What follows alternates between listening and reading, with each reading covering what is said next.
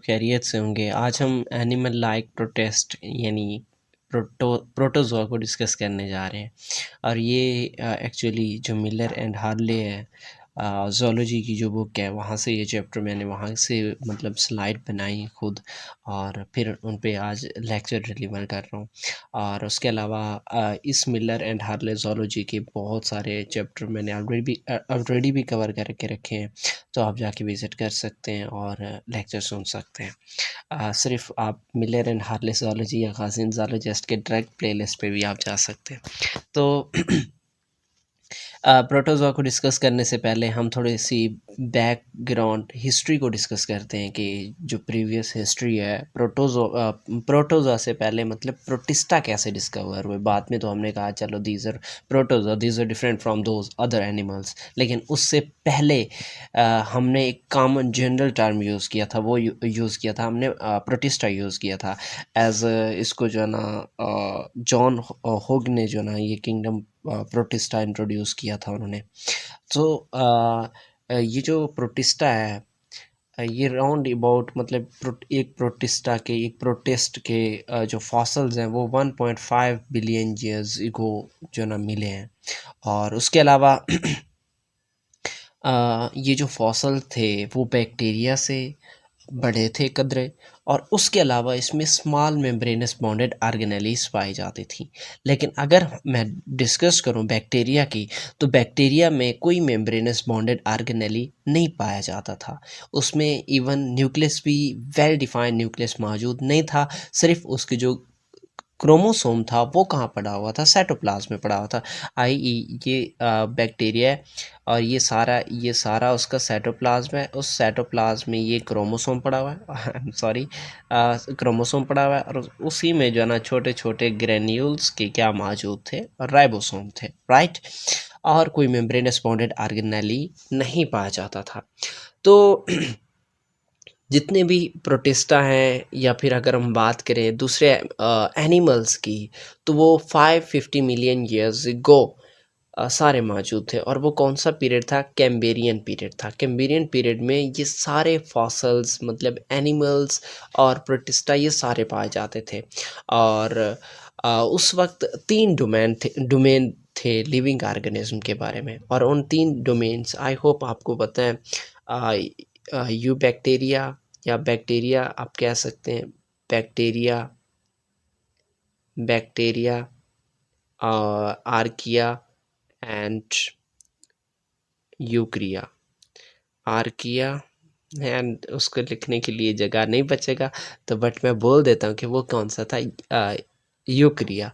तो ये वो 3 डोमेन थे लिविंग ऑर्गेनिज्म के बारे में, और इन पहले यही कंसीडर किया जाता था। इन तीनों का ऑफ कोर्स कॉमन इंसिस्टर एक ही है, ये सारे एक ही इंसिस्टर से आए। लेकिन उन इंसिस्टर के बाद जैसे जैसे ऑफस्प्रिंग प्रोड्यूस होते गए, उनमें एवोल्यूशंस आती गई, उनमें चेंजेस आती गई।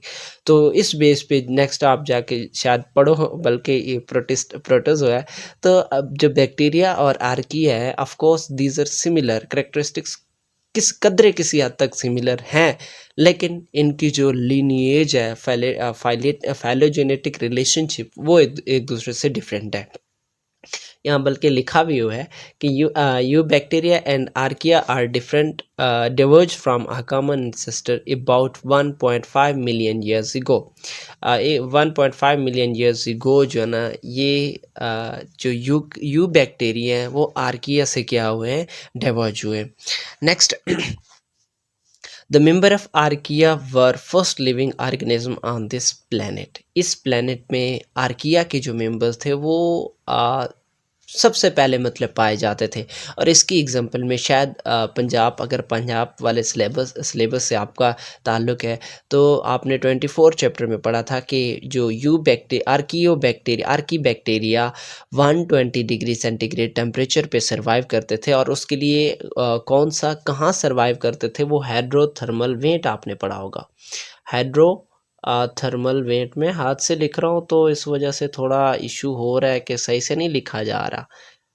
हाइड्रोथर्मल वेंट्स, हाइड्रोथर्मल वेंट्स आपने टर्म सुना है कि हाइड्रोथर्मल वेंट्स में Archie bacteria 120 degree centigrade temperature पे सर्वाइव कर रहे थे, और ये फर्स्ट बैक्टीरिया था जो कि डिस्कवर हुआ था। और जितने भी सारे साइंटिस्ट थे वो बिलीव करते थे कि जो प्रोटिस्टा है वो इसी आर्किया से राइज हुआ है, लेकिन नहीं, वो बाद में ये कंसेप्ट ही चेंज हो गया था, क्योंकि हमें बहुत सारे मतलब कुछ ऐसे प्रोटिस्टा डिस्कवर हुए थे जो एनिमल लाइक थे, कुछ प्लांट लाइक थे, कुछ फंजाई लाइक थे, ठीक है। और प्लांट लाइक जो है ना यूग्लेना की बात कर लो, ठीक है। और इसी तरीके से अगर मैं बात करूं एनिमल लाइक, तो प्रोटिस्टा, और उसके अलावा जो फंजाई है, फिंजाई, यीस्ट वगैरह, मोल्ड एटसेट्रा, तो ये सारे फंजाई लाइक थे, कुछ एनिमल लाइक थे, कुछ प्लांट लाइक थे। तो इसीलिए हम नहीं कह सकते कि जो है ना ये किससे बिलोंग करते हैं, आर्किया से बिलोंग करते हैं। आर्किया की डायरेक्टली अगर हम बात करें ना आर्किया, तो उनका फेलोजेनेटिक रिलेशनशिप डायरेक्टली कॉमन इंसिस्टर आर्किया होगा नहीं, क्योंकि वो तो कुछ प्लांट लाइक है, कुछ एनिमल लाइक है, कुछ फंजाई लाइक है। तो उनके इसी बेस पे आगे जाके हमने जो नेक्स्ट टर्म यूज़ किया था वो क्या था, पॉलीफैलेटिक। पॉलीफैलेटिक का क्या मतलब है कि इनके एंसेस्टर डिफरेंट है, कोई किसी इंसेस्टर से आया है, कोई किसी इंसेस्टर से आया है, मतलब कोई प्लांट से आया है, कोई किसी का इंसेस्टर प्लांट है, किसी का इंसेस्टर फंजाई, और किसी का इंसेस्टर मतलब एनिमल समझ रहे हैं, ठीक है। अब इसी बेस पे इसी डिफरेंट कंट्रास्ट की बेस पे 6 सुपर ग्रुप बनाए गए प्रोटिस्टा के। प्रोटिस्ट्स के 6 सुपर ग्रुप बनाए गए, उनमें से चार ग्रुप किसके थे, प्रोटोजोआ के थे। Is it okay? तो नेक्स्ट चलते हैं। नेक्स्ट है प्रोटोजोआ। अब प्रोटोजोआ के जनरल कैरेक्टरिस्टिक्स को डिस्कस करने जा रहे हैं। प्रोटोजोआ क्या होते हैं, ऑर्गेनोट्रॉफिक प्रोटिस्टा होते हैं। अब ऑर्गेनोट्रॉफिक प्रोटिस्टा का क्या मतलब है, ये साइड बॉक्स देख लें कि organism that use organic compound as a source of energy, electrons and carbon. Organic compounds को वो एज अ एनर्जी भी यूज़ कर रहे हैं, एज अ इलेक्ट्रॉन के तौर पर भी इस्तेमाल कर रहे हैं, और कार्बन का सोर्स भी यही वो हो रहा है। मतलब ऑर्गेनिक कंपाउंड्स, कार्बन का सोर्स भी यही हो रहा है। ऑफ कोर्स ऑर्गेनिक कंपाउंड्स आपको पता है कि वो कार्बन और हाइड्रोजन पर मुश्तमिल होते हैं। नेक्स्ट चीज़, प्रोटोजोलॉजिस्ट क्या होते हैं। प्रोटोजोलॉजिस्ट वो होते हैं जो प्रोटिस्टा को स्टडी करते हैं, और प्रोटिस्टा की स्टडी को क्या कहते हैं, प्रोटिस्टोलॉजी कहते हैं। Protistology, the study of protista is called protistology, and those who study the protista are called protozoologist. और उसके अलावा इस प्रोटिस्टा यानी जो प्रोटोजोआ के करेक्टरिस्टिक्स क्या हैं, अब उसकी करेक्टरिस्टिक्स क्या है कि ये यूनिसेलुलर होते हैं। यूनिसेलुलर है लेकिन है यूक्रियाट है। मतलब ये कि इसमें एक ही सिंगल सेल है और उसमें वेल डिफाइंड न्यूक्लियस मौजूद होता है। मेम्ब्रेनस बाउंडेड ऑर्गेनेल्स मौजूद हैं, लेकिन इतना कम्प्लेक्स नहीं कह सकते कि सब कुछ इसमें मौजूद है। हम इंसानों को मतलब प्रोटोजोआ को इंसानों के साथ कंपेयर नहीं कर सकते, वी आर कम्प्लेक्स ऑर्गेनिज्म। तो इनमें कोलेजन फाइबर्स नहीं होती, काइटनस वॉल्स मतलब इनका कोई सेल वॉल नहीं होता, और उसके अलावा सम फॉर्म कॉलोनीज, कुछ कॉलोनी बनाते हैं, लेकिन those are not dependent upon each other, वो एक दूसरे पे डिपेंड नहीं करते। बहुत सारे ऑर्गेनिज्म कॉलोनी बना के रहते हैं लेकिन वो एक दूसरे पे डिपेंड नहीं करते, और इसी चीज़ को हमने लेबर ऑफ डेवियन या डेवियन ऑफ लेबर का नाम दिया था। ये तो कॉमन टर्म है, लेबर ऑफ डेवियन। ये 9th क्लास में भी मैंने यही चीज़ पढ़ाई थी, ठीक है, कि लेबर ऑफ डेवियन क्या होता है कि जितने भी सेल्स हैं वो कलेक्टिवली रहते हैं, यूनिसेलुलर सेल्स कॉलोनी बना के रहते हैं, लेकिन वो सेल्स एक दूसरे पे डिपेंड नहीं करते। हर सेल अपना फंक्शंस, अपने लाइफ की एक्टिविटीज़ खुद परफॉर्म करता है, वो दूसरे पे डिपेंड नहीं करता। Okay, some complex can not be differentiated as a colony और मल्टीसेलुलर ऑर्गेनिज्म। ये बात समझने की है। वो ये कह रहे हैं कि कुछ ऑर्गेनिज्म इतने ज़्यादा कॉम्प्लेक्स हो जाते हैं, पता नहीं चलता कि क्या वो कॉलोनी बना के रह रहा है या इतना मल्टी सेलुलर ऑर्गेनिज्म आ गया। इतने ज़्यादा मतलब वो कॉम्प्लेक्स हो जाते हैं। ओके, तो नेक्स्ट चलते हैं। अब इसमें कंट्रैक्टाइल वैक्यूल मौजूद होता है और यही प्रोटिस्टा एक्चुअली अपने बॉडी के होम्योस्टेसिस सिंगल सेल ही होम्योस्टेसिस को मेंटेन कर रहा होता है। अब ये मतलब उसके नेक्स्ट फीचर्स हैं, इसमें क्या क्या चीज़ें मौजूद हैं। अब next organelles are similar to the multicellular organelles. अब जो ऑर्गेनेलीज इनमें मौजूद होते हैं मल्टी सेलुलर में भी सेम मतलब सिमिलर टू दोज। अब साइटोप्लाज्म लेकिन डिफरेंट है, इसमें दो रीजन मौजूद होते हैं। There are two regions that are present in the case of protista protozoa.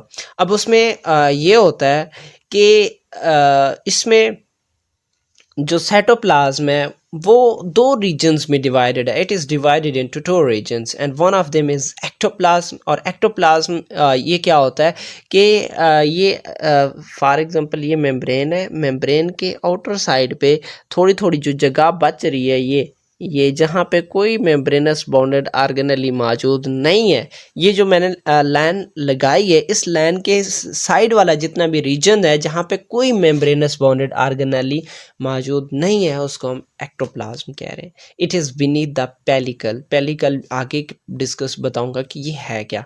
और ये क्लियर होता है और फिल्म होता है, मतलब ये कि शफाफ होता है बिल्कुल, इसमें कोई मेम्ब्रेनस बाउंडेड ऑर्गेनेली है ही नहीं। ओके, नेक्स्ट चलते हैं। नेक्स्ट है एंडोप्लाज्म। अब एंडोप्लाज्म वो रीजन है जहाँ ये सारे मेम्ब्रेनस बाउंडेड ऑर्गेनेली मौजूद होते हैं, जितने भी राइबोसोम हो गया, माइटोकॉन्ड्रिया हो गया, न्यूक्लियस हो गया, गोल्गी अपरेटस हो गया, एंडोप्लाज्मिक रेटिकुलम हो गया। तो ये जो सारे जहाँ मौजूद होते हैं उस रीजन को हम किसका नाम देते हैं? एंडोप्लाज्म। ओके, तो नेक्स्ट ये ग्रेनुलर होता है और इसमें फ्लूइड मौजूद होता है। और नेक्स्ट चीज़, द कन्वेयन of cytoplasm between two this state is important for the locomotion. Organism की लोकोमोशन भी इसी की वजह से होती है।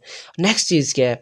Solute concentration is similar to the environment. जो सॉल्यूट इनकी बॉडी के अंदर पाया जाता है बाहर भी वही होता है, उससे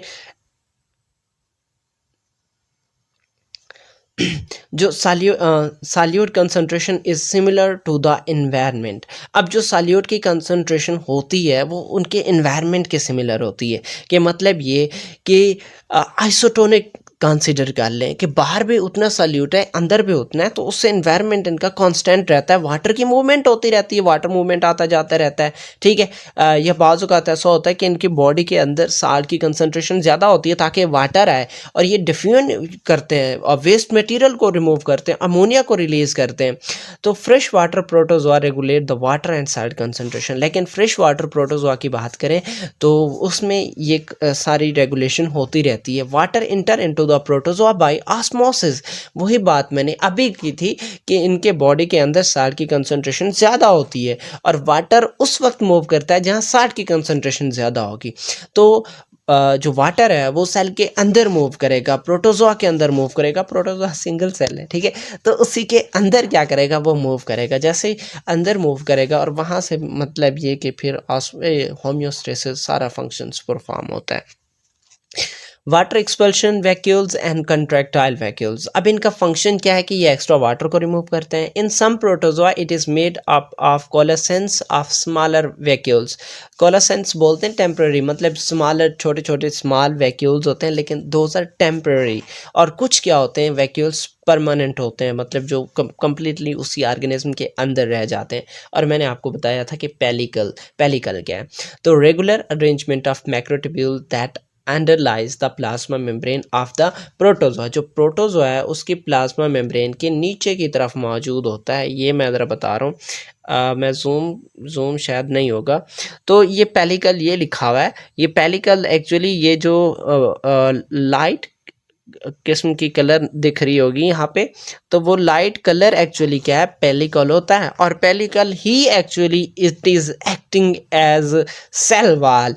हमने लास्ट टाइम जो है ना बात की थी कि cell wall maintain the shape of organism, body की उसकी स्केलेटन को मेंटेन करता है। तो then the pellicle is performing as a cell wall, मतलब ये कि उसकी शेप को मेंटेन कर रहा है, ठीक है, उस एज अ स्केलेटन काम कर रहा है। लेकिन फ़र्क ये है कि ये किसके तौर पर है, इट इज़ आल्सो फ्लेक्सिबल, कि ये फ्लेक्सिबल भी है।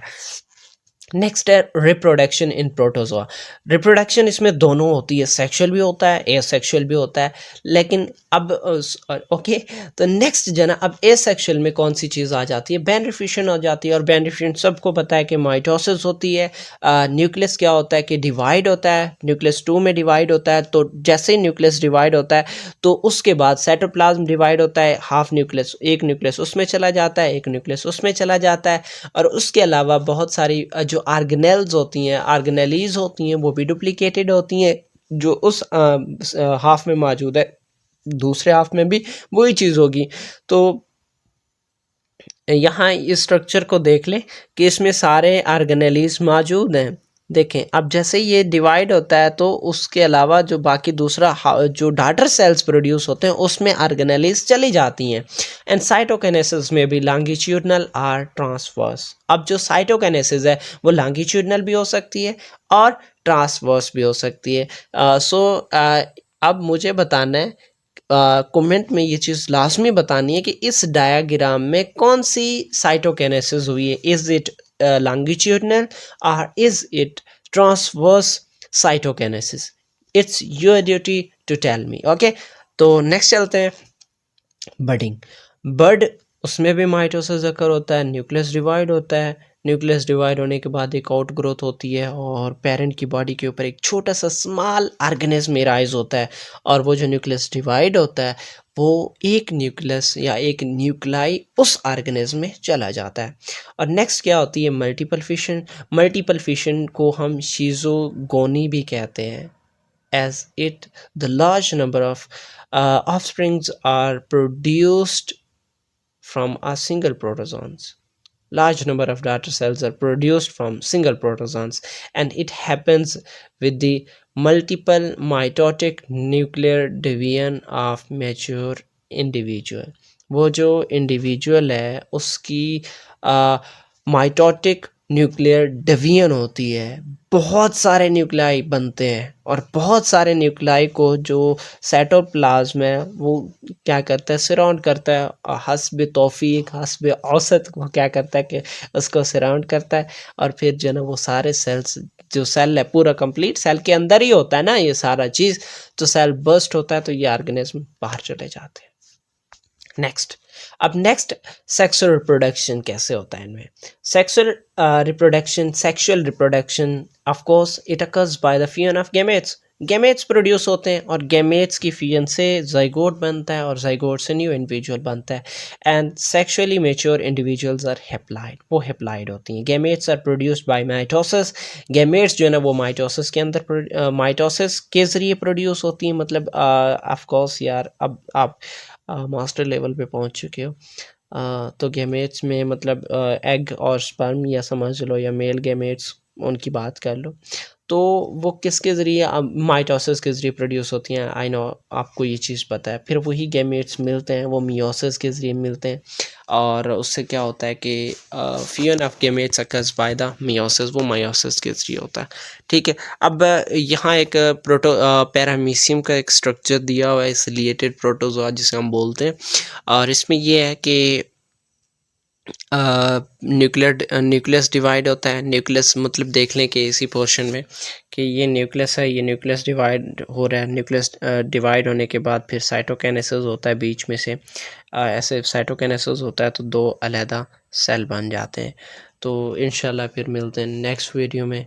और चैनल को सब्सक्राइब लाजमी करना है। बड़ी कोशिश से, बड़ी जोश व खरोश से मैंने जो है ये वीडियो बनाई है। मैंने सारे इस चैप्टर के स्लाइड बनाए हुए, तो इसके 5-6 लेक्चर्स में इस चैप्टर को डिस्कस करेंगे। और इंशाल्लाह मिलते हैं नेक्स्ट वीडियो में। तब तक इजाज़त चाहता हूँ। ओके, अल्लाह हाफिज़।